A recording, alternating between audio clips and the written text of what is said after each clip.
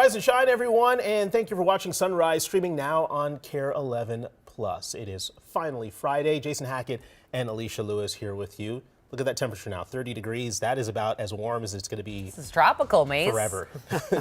As far as we can see through the 7-day forecast, we're at our warmest point now. The temperature is just going to tumble from here all the way through pretty much into Saturday afternoon, Sunday morning. Right now, we're not bad again in the metro, but some snow squalls starting to pick up in western Minnesota with weather impact alerts this morning, coupled with winter weather advisories for those spots of the state. An inch of snow and gusts to 45 could produce some traffic slowdowns, especially out there in the west.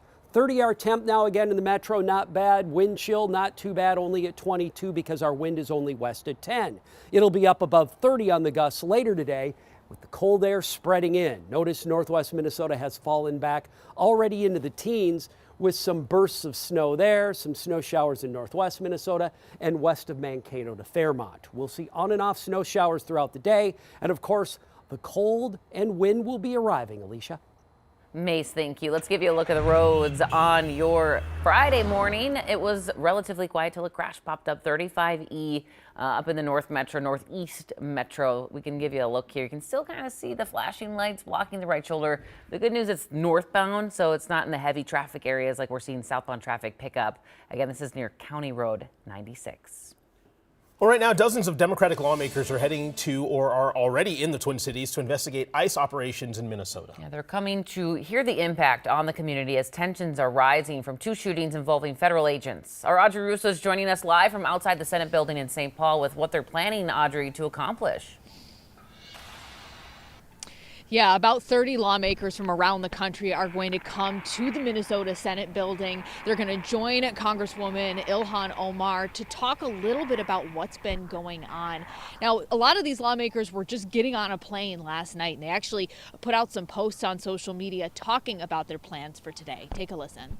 Hi everyone, I am about to get on a plane to Minnesota for a field hearing on the troubling and escalating federal enforcement actions happening there and across the country. We'll be able to hear directly from impacted people who have been brutalized, terrorized by ICE.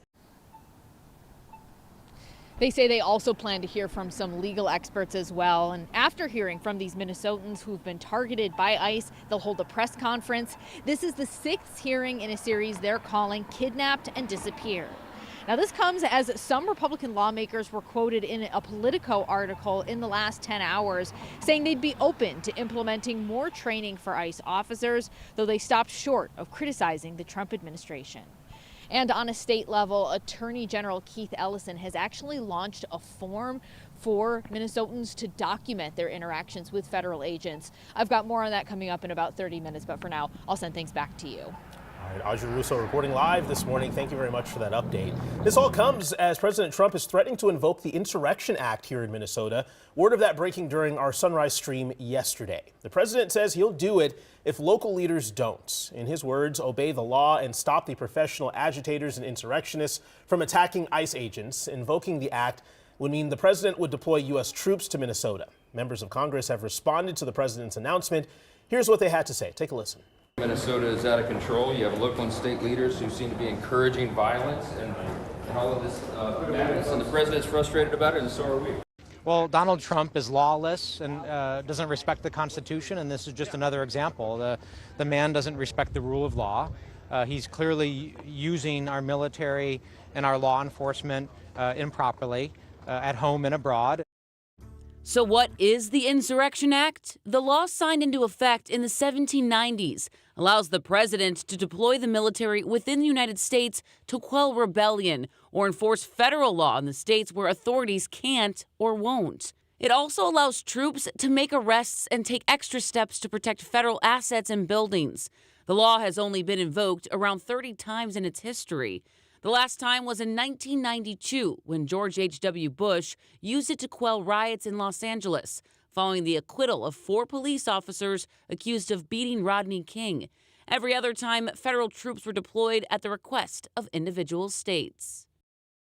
Just a few hours after Trump's insurrection threat, Governor Walz making a direct appeal to the president on social media. He said, quote, "Let's turn the temperature down, stop this campaign of retribution." The governor also asking Minnesotans to keep speaking up and speaking out, but to do so peacefully, adding, do not fan the flames of chaos, because that is what Trump wants. We have new documents just into the newsroom overnight detailing the local response to last week's deadly ICE shooting. Megan McPherson has been looking through those documents overnight. Megan, what'd you learn? Well, within the last few hours, our newsroom has obtained those newly released 911 transcripts along with incident reports from Minneapolis police and fire detailing the aftermath of Renee Good's death. I'm looking at MFD's report, and it states that Renee Good was found unresponsive in her car, not breathing, and with irregular pulse activity.